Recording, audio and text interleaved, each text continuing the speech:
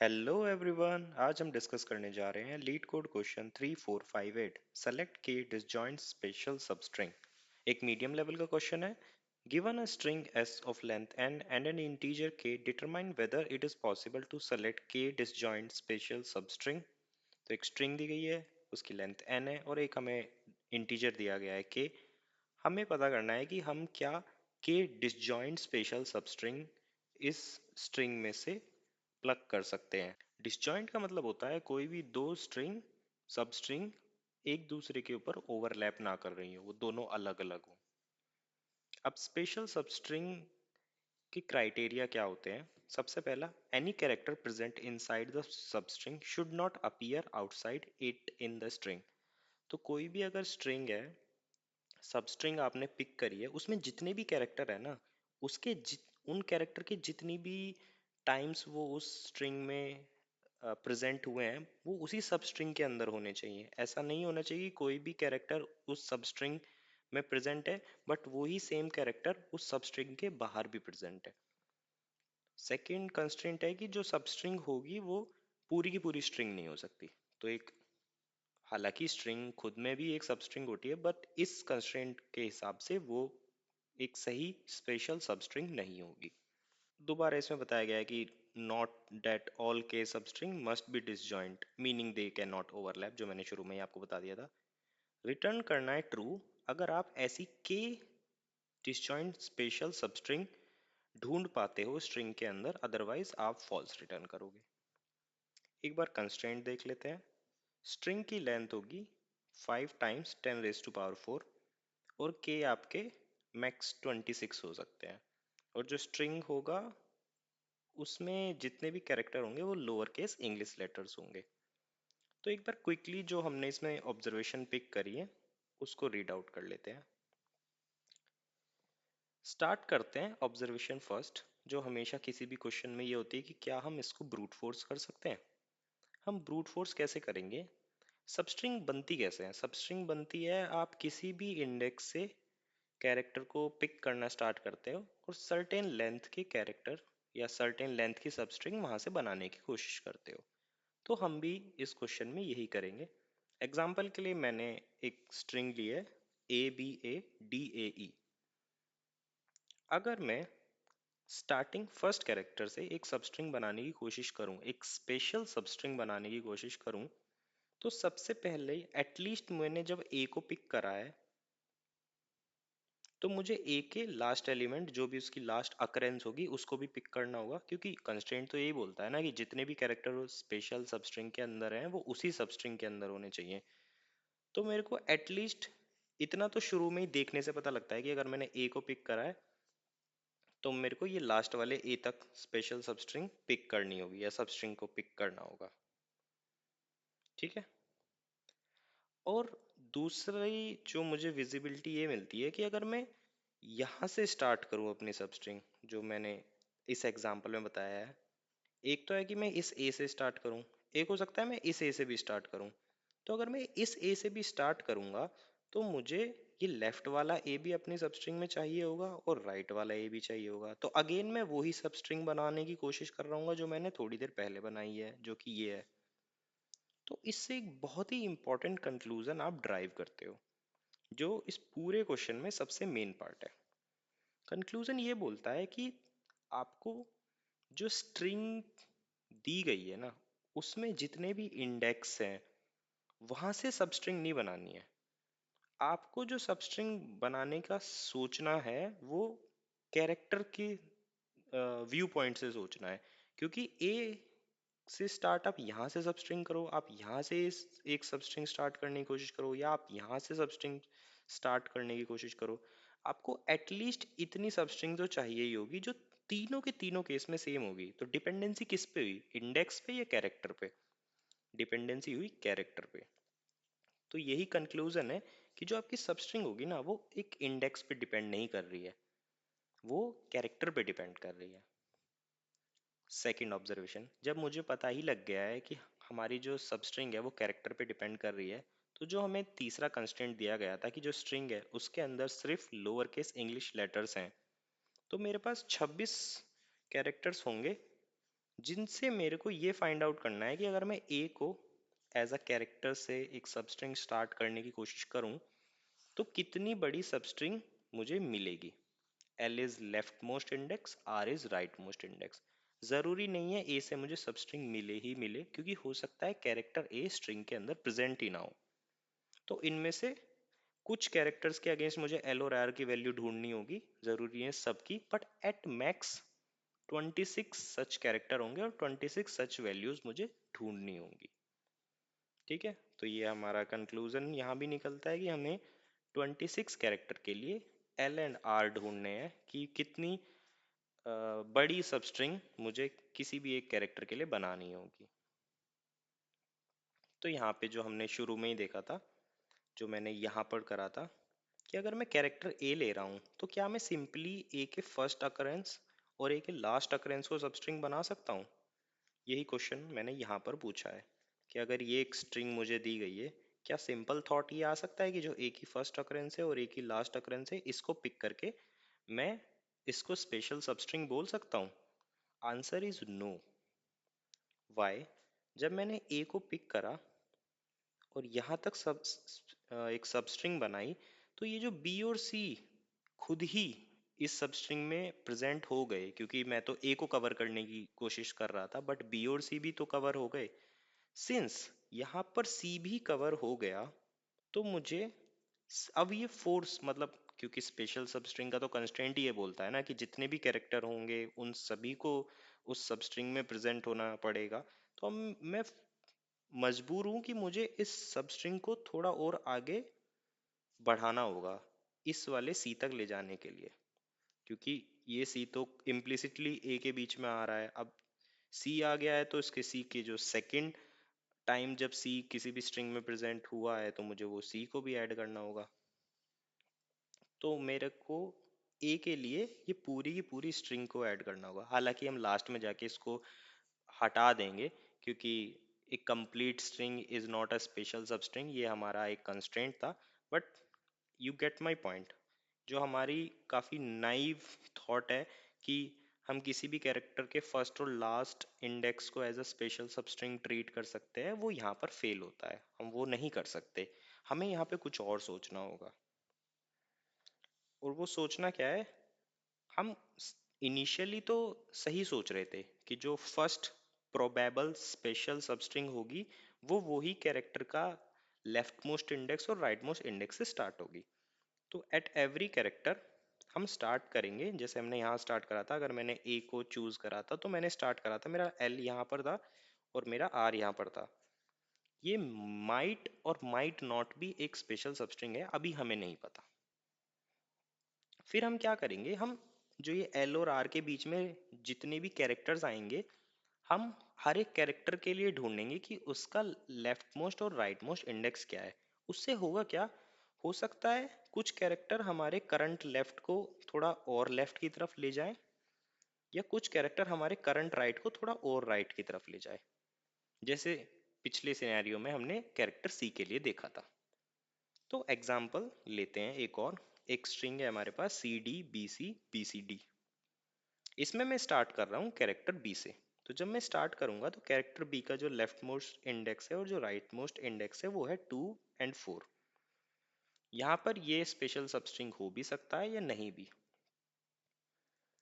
अब क्योंकि सी इसमें प्रेजेंट है, तो सी की वजह से जो हमारा शिफ्ट हुआ, वो दोनों चीजें शिफ्ट हुई। हमारा ये लेफ्ट लेफ्ट वाला जो इंडेक्स था वो भी शिफ्ट हुआ और वो 0 पोजीशन पे चला गया, और जो हमारा राइट वाला इंडेक्स था वो एक प्लेस आगे शिफ्ट हो गया।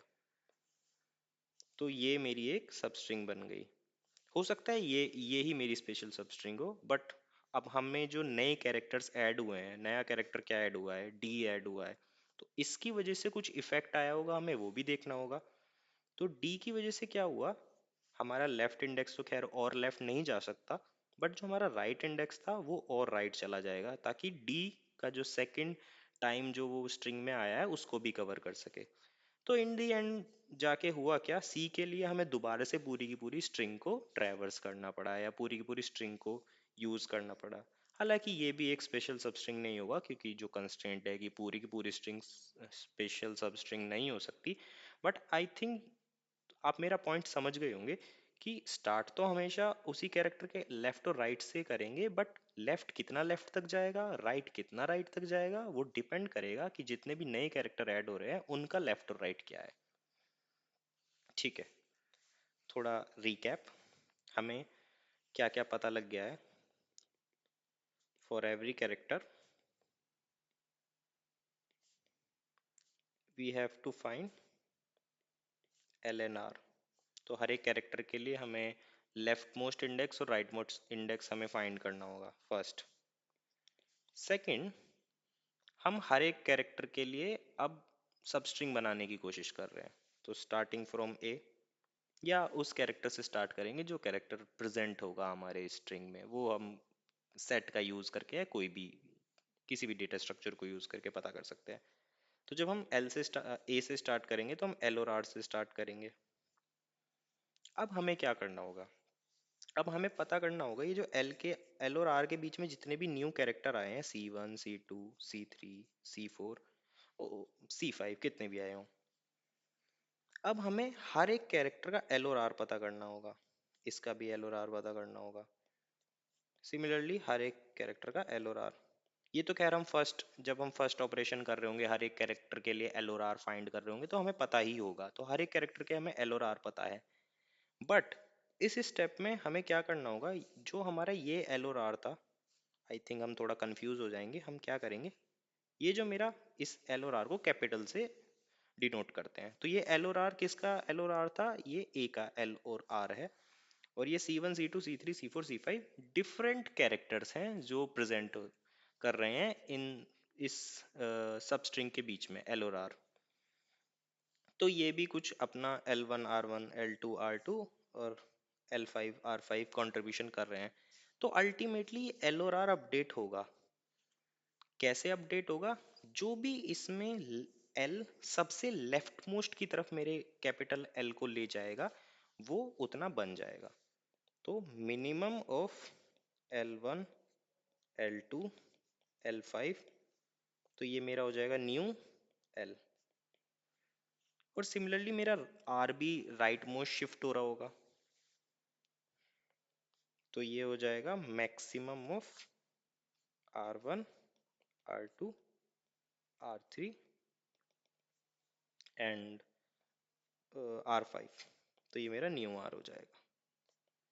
ठीक है, अब काफी इंपॉर्टेंट, अगर मेरा ये न्यू एल इस एल से छोटा है, मतलब और लेफ्ट साइड चला गया है, इसका मतलब है मेरी करंट सबस्ट्रिंग थोड़ी एक्सपेंड हुई है, थोड़ी बड़ी है, हो सकता है नए कैरेक्टर भी आए हों, तो मैं अपने एल को अपडेट कर दूंगा न्यू एल से। इफ जो मेरा एल है, न्यू एल है, वो छोटा है एल से। सिमिलरली अगर आर को भी अपडेट कर दूंगा अगर आर बड़ा है मेरे न्यू आर से। तो जब ये आपका ये जो कंडीशन है इसकी वजह से एल और आर अपडेट होंगे, तो हमें दोबारा से ये ऑपरेशन परफॉर्म करना होगा। क्योंकि क्यों करना होगा, क्योंकि नए कैरेक्टर ऐड हुए होंगे ना। हो सकता है नए कैरेक्टर ना ऐड हुए हों, डुप्लीकेट ही कैरेक्टर ऐड हुए हों, बट उस केस में हम एल और आर दोबारा अपडेट होगा नहीं, अगर मैं दोबारा से इसी फेज में जाऊंगा तो दोबारा से एल और आर अपडेट होगा ही नहीं, क्योंकि डुप्लीकेट कैरेक्टर अगर दोबारा आए हैं तो वो ऑलरेडी कवर्ड है हमारी स्पेशल सबस्ट्रिंग में जो यहाँ पर बनी है। बट अगर ये कंडीशन की वजह से ना एल अपडेट हुआ ना आर अपडेट हुआ, तो मैं सिंपली ब्रेक कर दूंगा। मुझे पता लग गया है कि फोर कैरेक्टर ए जो मेरी सबस्ट्रिंग बन सकती है, जो स्पेशल होगी, वो होगी एल और आर, मतलब अपडेटेड एल और आर।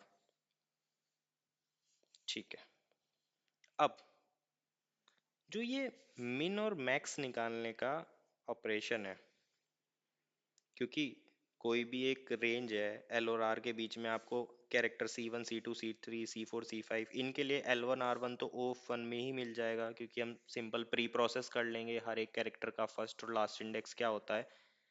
बट आपको ये जो रेंज में मिनिमम निकालना है, रेंज का मतलब है ये एल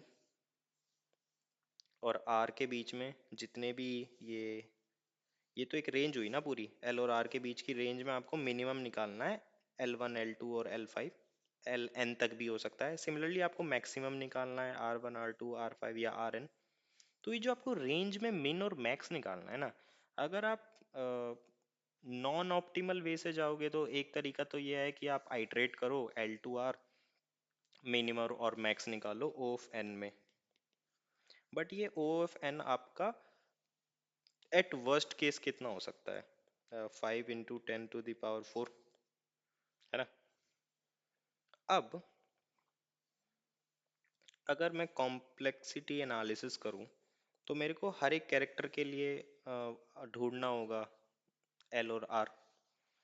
हर एक कैरेक्टर के लिए मैं स्टार्ट करूंगा एक एल और आर इनिशियल वैल्यूज से, जो उस कैरेक्टर के लेफ्ट मोस्ट या राइट मोस्ट इंडेक्स होंगे, और ये पैटर्न में दोबारा चलाता रहूंगा। कुछ अपडेट होंगे, न्यू एल न्यू आर बनेंगे,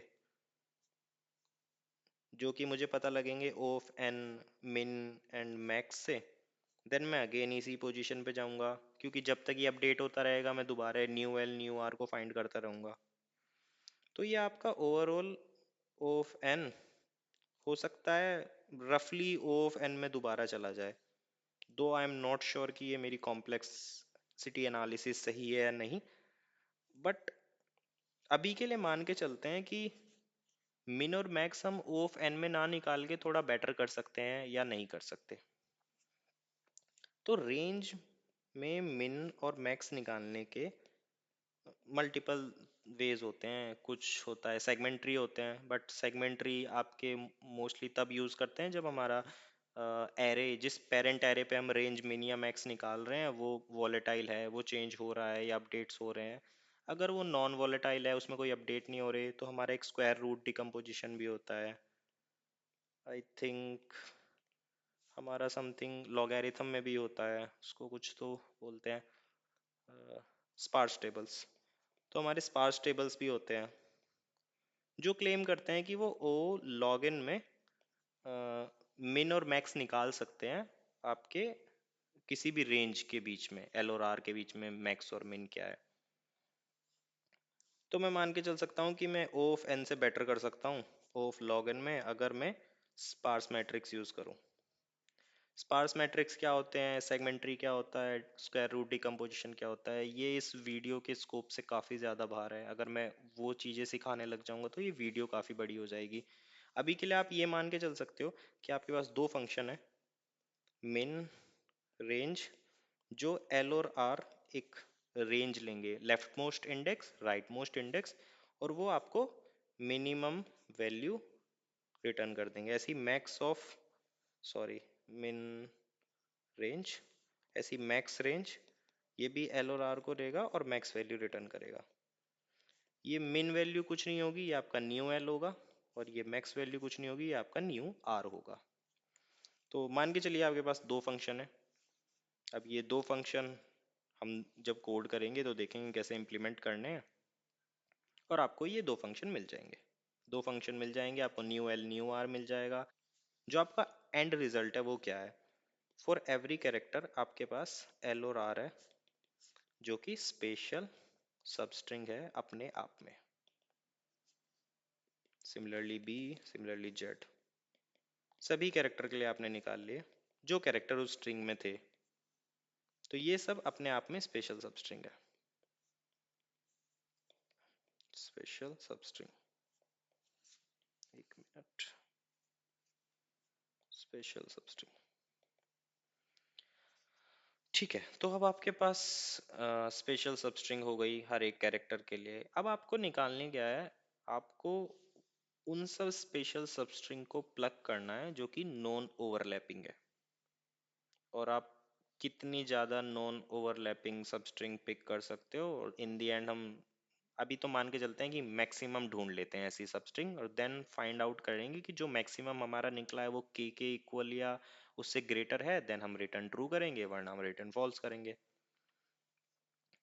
अब जो चीजें समझ में आती है वो क्या है कि आपके पास ऐसे L1 R1, L2 R2, L3 R3, आपके पास ऐसे स्पेशल सबस्ट्रिंग है, ये अपने आप में स्पेशल है, ये भी स्पेशल है, ये भी स्पेशल है, ऐसी आपके पास कितनी होगी? एट मैक्स 26 होंगी, क्योंकि 26 कैरेक्टर हैं आपके पास।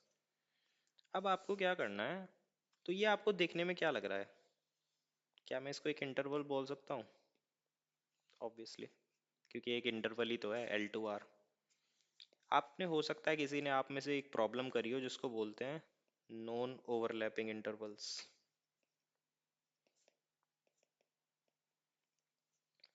या एक प्रॉब्लम और होती है लॉन्गेस्ट इंक्रीजिंग सब सीक्वेंस।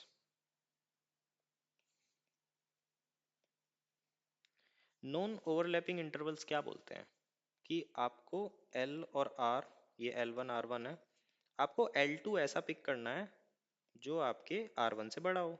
जैसे ही ये R1 से बड़ा होगा, और जो आपका L2 R1 से बड़ा हो और R2 भी R1 से बड़ा हो, तो सिंपल ये अगर मैं ऐसे साइन दिखाऊं तो ये बड़ा है। ऐसे ही सिमिलरली आपको L3 भी फाइंड करना होगा। तो इंटरवल के हिसाब से इसको बोला जाएगा नॉन ओवरलैपिंग इंटरवल्स। सिंपली अगर हम इसको एक और टर्म दे, जो मैंने यहाँ लिखा है लॉन्गेस्ट इंक्रीजिंग सब सीक्वेंस, मैं लॉन्गेस्ट इंक्रीजिंग एक सब सीक्वेंस भी बना सकता हूँ जिसमें जो मेरा प्रीवियस एलिमेंट होगा वो ये प्रॉपर्टी को फॉलो करेगा कि should be greater than. Greater than by कैसे? कि ये दोनों इंटरवल आपस में ओवरलैप नहीं कर रहे हो। आई थिंक ओवरलैप कैसे नहीं करते हैं ये आप सभी को पता होगा। अब क्वेश्चन जो है वो काफी छोटा हो चुका है टूट के। हमारे पास कुछ इंटरवल्स हैं और हमें नॉन ओवरलैपिंग इंटरवल्स कितने हैं वो निकालने हैं। उसके लिए सबसे बेस्ट तरीका है हम लॉन्गेस्ट इंक्रीजिंग सब सीक्वेंस का यूज करेंगे। तो जो आपका लॉन्गेस्ट इंक्रीजिंग सब सीक्वेंस प्रॉब्लम होती है उसको हम एन स्क्वायर में भी सॉल्व कर पाते हैं और एन लॉग एन में भी कर पाते हैं। लॉन्गेस्ट इंक्रीजिंग सब सीक्वेंस, बट क्योंकि यहाँ पे एन की वैल्यू एटमोस्ट 26 होगी तो मैं ये वाला रूट ट्राई करता हूँ क्योंकि ये काफ़ी इजी है। इसमें आपको कुछ नहीं करना होता है। मान लीजिए आपका ए बी सी डी है, बट यहाँ पे ए बी सी डी तो आपके पेयर्स होंगे L2 R, बट सिंप्लिसिटी के लिए अभी मान के चलते हैं कि ये खाली ए बी सी डी है। तो हम क्या करते हैं, हम क्योंकि एटलीस्ट वन और वन तो इसकी वैल्यू होगी अपने आप में, हर एक इंटरवल इस टाइम स्पेशल सबस्ट्रिंग है तो एटलीस्ट वन तो वैल्यू होगी। फिर हम क्या करेंगे, हम ट्राई करेंगे बी से ए का कॉम्बिनेशन बनाने का। अगर ए और बी नॉन ओवरलैपिंग इंटरवल है तो मैं बी को बोल सकता हूँ कि एक इंटरवल पीछे था +1, मैं इसको 2 कर दूंगा। फिर मैं सी से बोलूंगा कि इससे भी ट्राई कर और नॉन ओवरलैपिंग इंटरवल बनाने की, या इससे भी ट्राई कर। अगर वो सी और बी नॉन ओवरलैपिंग है तो बी ऑलरेडी 2 पर है, मतलब बी तक जो interval longest non overlapping interval हो सकते हैं वो 2 है, और अगर बी और सी भी नॉन ओवरलैपिंग है तो सी का वैल्यू हो सकती है 2 + 1 = 3। सिमिलरली अगर डी पहले सी से ट्राई करेगा, फिर बी से, फिर ए से, जो भी उसको बेस्ट वैल्यू देगा वो वैल्यू यहाँ पर आ जाएगी, और फिर मैं अपना ये जो एरे चल रहा होगा जिसमें सारी वैल्यूज होंगी उनमें से मैं मैक्स वैल्यू अपना ड्राइव कर लूंगा। ये मैक्स वैल्यू ही आपको बताएगी नॉन ओवरलैपिंग इंटरवल। फिर हम लास्ट में ये जो मैक्स वैल्यू है इसको चेक कर लेंगे कि ये अगर ग्रेटर देन इक्वल टू के है देन ट्रू, एल्स फॉल्स। अगर आपको ये वाला लॉजिक समझ में नहीं आया तो मैं आपको एडवाइस करूंगा कि आप सबसे पहले longest increasing subsequence DP using O of n square कैसे फाइंड आउट करते हैं वो फाइंड आउट करें। दूसरा, एक शायद नॉन ओवरलैपिंग इंटरवल्स का ये क्वेश्चन है, या मीटिंग रूम्स का एक क्वेश्चन है जो कि नॉन ओवरलैपिंग इंटरवल्स को फाइंड आउट करने में हेल्प करता है, तो आप वो भी यूज़ कर सकते हैं। ठीक है, तो लॉजिक तो यही था।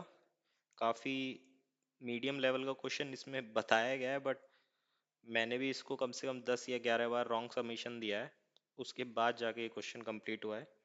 तो काफ़ी अच्छा क्वेश्चन है, मतलब एक ऐसा क्वेश्चन जो इंटरव्यूअर आपसे पूछ सकता है और आ भी सकता है ये इंटरव्यू में।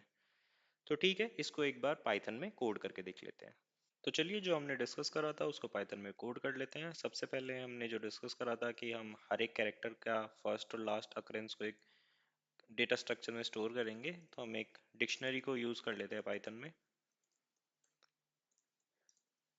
जो हर एक कैरेक्टर के लिए एक लिस्ट समझ लीजिए, जिसमें दो ही एलिमेंट होंगे, फर्स्ट इंडेक्स पे फर्स्ट अकरेंस या left most occurrence of that character, और सेकंड पे right most occurrence of that character.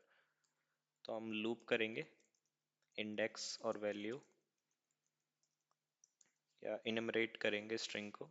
तो इनमरेट से क्या होता है, हर एक आइट्रेशन पे आपको इंडेक्स और वैल्यू पता होती है जो भी कैरेक्टर हमारे पास प्रेजेंट होगा।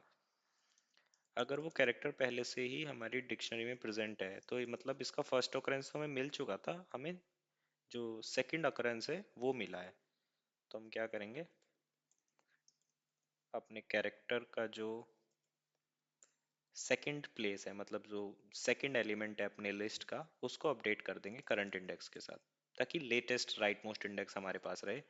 अगर ये फर्स्ट टाइम हमें मिल रहा है, तो हम इनिशियलाइज करेंगे फर्स्ट और लास्ट इंडेक्स को करंट इंडेक्स, मतलब हमें नहीं पता फ्यूचर में ये कैरेक्टर प्रेजेंट होगा या नहीं, तो हम मान के चलते हैं कि फर्स्ट और लास्ट इंडेक्स यही है जो हमें मिला है।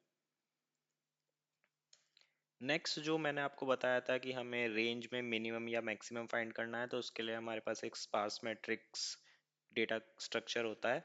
मैं उसको यहाँ पे कोड नहीं करने वाला हूँ, वो मैंने पहले से ही कोड कर रखा है, तो मैं जस्ट कॉपी एंड पेस्ट करने वाला हूँ उसको। आपको अगर इन डेप्थ उसके बारे में पढ़ना हो कि एग्जैक्टली कोड कैसे होता है, वर्क कैसे करते हैं, तो मैं एडवाइस करूंगा कि आप किसी और वीडियो को पहले देख लीजिए, स्पार्स मैट्रिक्स को यूज़ कैसे करते हैं, ताकि आपको एक अंडरस्टैंडिंग मिल जाए। देन आप उस कोड को या मेरे कोड को जस्ट कॉपी पेस्ट करके भी यूज़ कर सकते हैं, क्योंकि इस क्वेश्चन में स्पार्स मैट्रिक्स कैसे यूज़ होता है, कैसे काम करता है, वो इम्पोर्टेंट नहीं है, इसके अलावा जो लॉजिक है वो ज़्यादा इम्पोर्टेंट है।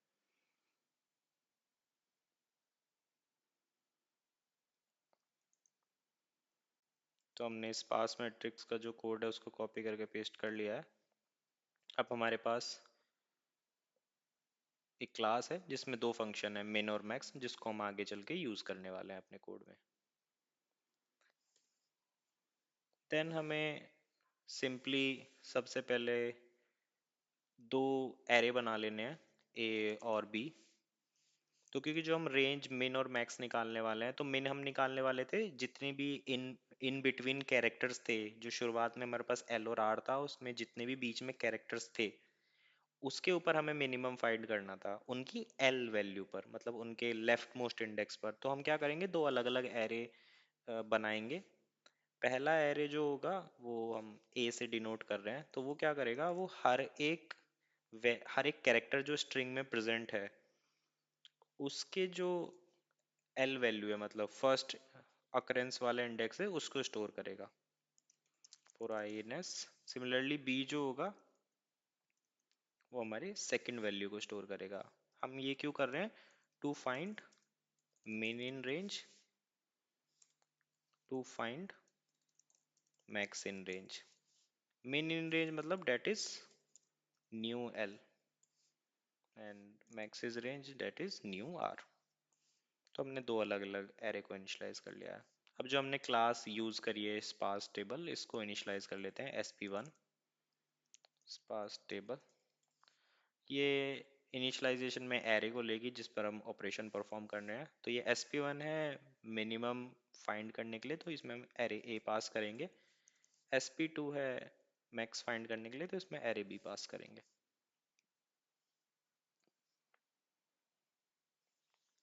देन जो हम एग्जैक्टली इंटरवल्स बनाने वाले थे, जो हमने डिस्कस करा था ना कि हर एक कैरेक्टर के लिए जो स्पेशल सबस्ट्रिंग हमारे पास बनेगी, उनको हम इंटरवल्स बोल रहे हैं। तो अब हम इंटरवल्स बोल ही रहे हैं, तो उसके जो वेरिएबल का नाम है उसको भी इंटरवल्स रख लेते हैं। फिर क्या करना है, हमें हर एक कैरेक्टर पर आइटरेट करना है। जो ये फर्स्ट लास्ट हमारा डेटा स्ट्रक्चर है, इस पर क्यों आइटरेट कर रहे हैं, क्योंकि ये जो फर्स्ट लास्ट डिक्शनरी में जो कीज है ना, उतने ही जो अल्फाबेट्स हैं वो हमारे स्ट्रिंग में प्रेजेंट है। हमें क्योंकि एट मोस्ट 26 कैरेक्टर प्रेजेंट होंगे, और हमें उन्हीं कैरेक्टर पर आइटरेट करना है जो स्ट्रिंग में प्रेजेंट हो, तो हम इसलिए इस डिक्शनरी की कीज पर आइटरेट कर रहे हैं, क्योंकि वो तो एटलीस्ट प्रेजेंट होंगे ही होंगे अपनी स्ट्रिंग में। तो जो हमने वहां पर डिस्कस करा था कि जो फर्स्ट एल और आर होगा वो हमारी इनिशियल वैल्यूज होंगी उस कैरेक्टर के लिए जो कि हमारे डेटा स्ट्रक्चर में स्टोर होंगी। देन ये एल और आर एक्सपेंड करेगा, या तो एल और लेफ्ट में जाएगा या आर और लेफ्ट में जाएगा, जैसा हमने डिस्कस करा था। तो इसके लिए हम एक वाइल ट्रू, मतलब क्योंकि हम बार बार उस लूप में जाएंगे ना कि जैसे ही न्यू एल हमें मिला या न्यू आर मिला तो देन हमें सेम आइट्रेशन या सेम प्रोसेस दोबारा करना है। तो वो जो आइट्रेशन वाला मैंने समझाया था, वो आइट्रेशन हम एक वाइल लूप के थ्रू करेंगे। तो इनिशियलाइज कर लेते हैं न्यू एल, जो कि होगा, क्योंकि हमारे पास क्लास है sp1, तो हमें पहले न्यू एल निकालना है, तो हम मिनिमम फाइंड करेंगे। तो इसमें जो क्लास के अंदर फंक्शन है रेंज मिनिमम, तो हम ये एल और आर के बीच में जो हमें मिनिमम मिलेगा ये हमारा न्यू एल होगा। सिमिलरली ये हमारा न्यू आर होगा, जो sp1 हमें रेंज मैक्सिमम मिलेगा। और हम चेक कर लेंगे कि if new L is greater than L, मतलब अगर जो हमारा नया एल आया है वो या तो बराबर है या उतना ही है, होपफुली कभी बड़ा तो नहीं होगा, उतना ही होगा, मतलब कोई और अपडेट हुए ही नहीं। क्यों नहीं हुए होंगे update? Checking if there are no new characters that are added. ऐसा क्यों नहीं हुआ होगा?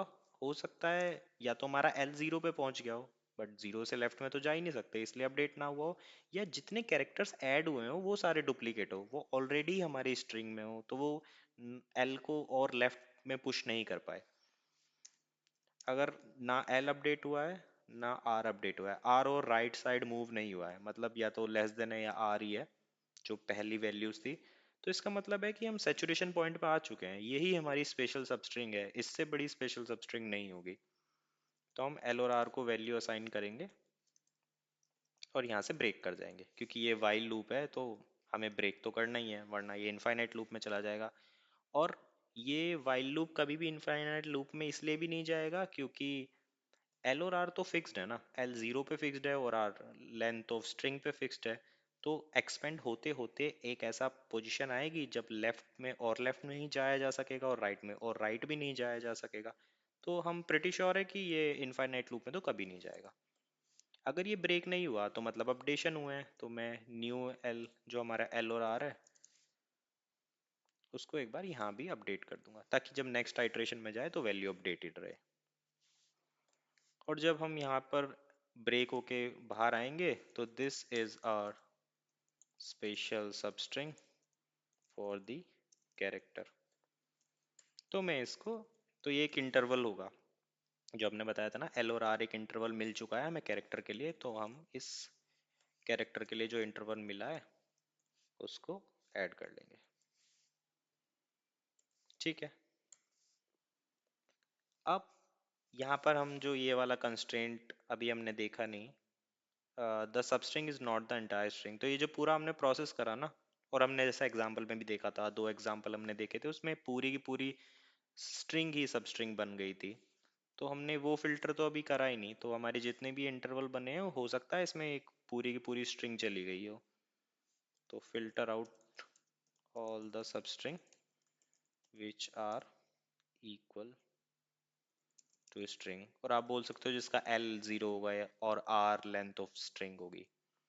तो हम एक बार हम फिल्टर्स कर लेंगे ऐसे इंटरवल्स को। For a comma b in intervals, if not, अगर a इक्वल्स टू जीरो है and b equals to length of s minus one, क्योंकि जीरो बेस्ड इंडेक्सिंग है, अगर ऐसा नहीं है देन मैं अपने इंटरवल्स में वो वैल्यू ऐड करूंगा, वरना बाकी सारी जितनी भी वैल्यूज होगी उनको फिल्टर आउट कर दूंगा। तो हमारे फिल्टर्स भी हो गए हैं। अब बात आती है जो हम वो करने वाले थे इंटरवल्स को लॉन्गेस्ट इंक्रीजिंग सब सीक्वेंस बनाने वाले थे या नॉन ओवरलैपिंग सब सीक्वेंस बनाने वाले थे। तो जैसा एक मीटिंग रूम्स का क्वेश्चन भी है, सिमिलर है। तो उसमें होता क्या है, A1 B1, similarly A1 B1, A2 B2। तो हम क्या करते हैं, क्योंकि ये दो डायमेंशन है, ए और बी, तो हम क्या करते हैं, किसी भी एक डायमेंशन से शॉर्ट कर देते हैं, ताकि जब मैं किसी भी दो इंटरवल को कंपेयर कर रहा हूँ तो मैं सिर्फ किसी एक डायमेंशन पे ही ग्रेटर या लेसर देन का चेक लगाऊं, और मुझे पता हो कि जो दूसरी डायमेंशन होगी वो तो बड़ी ही होगी। तो अगर मैं इसको जीरोथ इंडेक्स से, या आप बोल सकते हो लेफ्ट इंडेक्स से सॉर्ट कर दूं असेंडिंग ऑर्डर में, तो ये जो A1 होगा ये A2 से छोटा ही होगा। तो मुझे ये तो पता है कि A2 A1 से बड़ा है। अगर मुझे सिर्फ ये चेक करना हो कि जो A2 है वो B1 से भी बड़ा है, तो मुझे पता लग जाएगा ये पूरा का पूरा जो इंटरवल है ना, ये नॉन ओवरलैपिंग है और ये छोटा है। तो इसलिए हम सबसे पहले अपने इंटरवल्स को सॉर्ट कर लेंगे बाय जीरोथ इंडेक्स। और पाइथन में अगर आप कोई भी की नहीं देते हो तो वो जो लिस्ट का फर्स्ट इंडेक्स होता है उसी से सॉर्ट कर देता है असेंडिंग ऑर्डर में। अब हमें सिर्फ कोड लिखना है। Now write code to find largest non overlapping interval sequence. ये मैंने इंटरवल की लैंग्वेज में बता दिया, वरना सिंपली ये लॉन्गेस्ट इंक्रीजिंग सब सीक्वेंस हम फाइंड कर रहे हैं। इसके लिए सबसे पहले तो हम n वैल्यू को स्टोर कर लेते हैं जो हमारे लेंथ ऑफ स्ट्रिंग है। और एक चीज़ हमने मिस आउट कर दी यहाँ पर, क्योंकि हो सकता है आपके इंटरवल्स बचे ही ना, मतलब कोई स्पेशल सबस्ट्रिंग प्रेजेंट ही ना हो, ये इंटरवल्स आपके एम्प्टी हो। तो अगर आपके इंटरवल्स एम्प्टी हैं, मतलब कोई इंटरवल कोई कोई स्पेशल सबस्ट्रिंग आपके पास है ही नहीं, तो आप यहाँ से भी रिटर्न कर सकते हो, आपको आगे जाने की ज़रूरत नहीं है। आपको बस चेक करना होगा कि जो आपकी k की वैल्यू है, अगर वो ज़ीरो है तो आप ट्रू रिटर्न करोगे, अगर ज़ीरो नहीं है तो आप फॉल्स रिटर्न करोगे। तो यहाँ से भी आप रिटर्न कर सकते हो। इसके बाद जो पूरा कोड है वो लॉन्गेस्ट इंक्रीजिंग सब सीक्वेंस का है। आप एक डीपी एरे को इनिशलाइज करोगे जिसमें हर एक इंडेक्स पे एटलीस्ट वन तो वैल्यू होगी लेंथ की, क्योंकि अपने आप में एक इंटरवल एक लॉन्गेस्ट इंक्रीजिंग सब सीक्वेंस है। देन आप आइटरेट करोगे एन पर, और आप एक सेकंड आइटरेशन करोगे आई तक, मतलब जितने भी पीछे वैल्यूज होंगी आई की उन पे आइटरेट करोगे, जैसा मैंने बताया भी था लॉजिक में, तभी ये O of n square complexity का पूरा मेथड है। आप चेक करोगे वो जो jth इंडेक्स पे वैल्यू है उसका जो r है, मतलब राइट मोस्ट इंडेक्स है, अगर वो लेस देन है मेरे करंट इंडेक्स को जिस पे मैं आइटरेट कर रहा हूँ, आउटर जो हमारा लूप है, अगर उसके L से वो छोटा है, सिंपली अगर मैं इसको डेमोन्स्ट्रेट करूँ, तो ये A और B है, ये C और D है, तो ये जो A और B इंटरवल है ये jth इंडेक्स पे है और C और D हमारे ith इंडेक्स पे है। तो अगर ये B ये C से छोटा है, और तो अगर ये B C से छोटा है और A तो C से छोटा होगा ही होगा क्योंकि मैंने सॉर्ट कर रखा है इसको, तो इसका मतलब है ये पूरा सीक्वेंस ऐसे, मतलब दोनों इंटरवल नॉन ओवरलैपिंग है और इंक्रीजिंग ऑर्डर में बढ़ते जा रहे हैं। तो अगर ऐसा है तो मैं जो करंट आई है उसको चेक कर लूँगा कि उस पर अगर वैल्यू कोई प्रेजेंट है पहले से ही, और मैं जे की वैल्यू में +1 ऐड करके उस पर वैल्यू ऐड करने वाला हूँ, अगर वो उससे ग्रेटर है तो मैं आई की वैल्यू को अपडेट कर दूंगा, नहीं तो मैं किसी और जेथ की वैल्यू से आई को कंपेयर करके दूसरे आइट्रेशन में चेक करूंगा। और इन द एंड हमें डीपी एरे का मैक्स चाहिए होगा, जो मैक्सिमम वैल्यू होगी वो अगर मेरे ग्रेटर देन और इक्वल टू के जो मुझे दिया गया है उसके बराबर या उससे बड़ी है, तो इसका मतलब है हमारा आंसर ट्रू है, वरना फॉल्स है। तो ये ही था एग्जैक्टली पूरा कोड, काफ़ी बड़ा कोड है। आई एम नॉट श्योर कि जो मेरी अप्रोच है वो सबसे बेस्ट अप्रोच है, क्योंकि इसका कोई एडिटोरियल है नहीं प्रेजेंट और मुझे और कोई सॉल्यूशन इसका मिला नहीं, तो मैं इसी सॉल्यूशन को समझ पाया और इसी को कोड कर पाया। तो अभी के लिए इसके इनपुट टेस्ट केसेस को रन करके देख लेते हैं। आई होप कोई सिंटेक्स एरर ना हो। Okay, there is a syntax error, name, okay, value है, रीरन कर लेते हैं। तो हमारा एक इनपुट टेस्ट केस गलत आया है, आउटपुट फॉल्स आया है, एक्सपेक्टेड ट्रू था। इफ नॉट इंटरवल्स, मतलब इफ इंटरवल्स का मतलब है कि वैल्यूज हैं, नॉट का मतलब है एम्प्टी है, तो ये गलती हो गई। तो हम एक बार रीरन कर लेते हैं। तो यहाँ पर आया है list index out of range. ऐसा क्यों आया है? ओके, इशू ये है कि जो लेंथ है, जो एन वैल्यू है, वो स्ट्रिंग की लेंथ नहीं है, वो हमें इंटरवल्स की लेंथ फाइंड आउट करनी है, तभी ये इंडेक्स से आउट ऑफ रेंज हुआ है। तो हमारे इनपुट टेस्ट केसेस चल रहे हैं। अब एक बार सिस्टम टेस्ट केसेस को रन कर लेते हैं।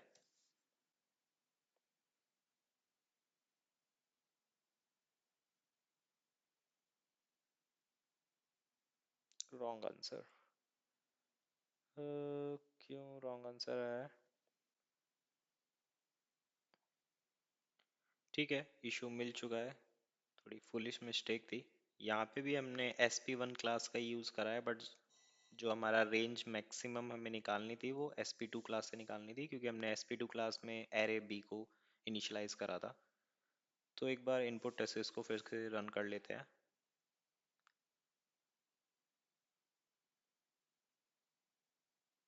तो इस बार हमारा जो टेस्ट केस फेल हो रहा था वो भी पास हो गया है। सिस्टम टेस्ट केसेस को रन कर लेते हैं।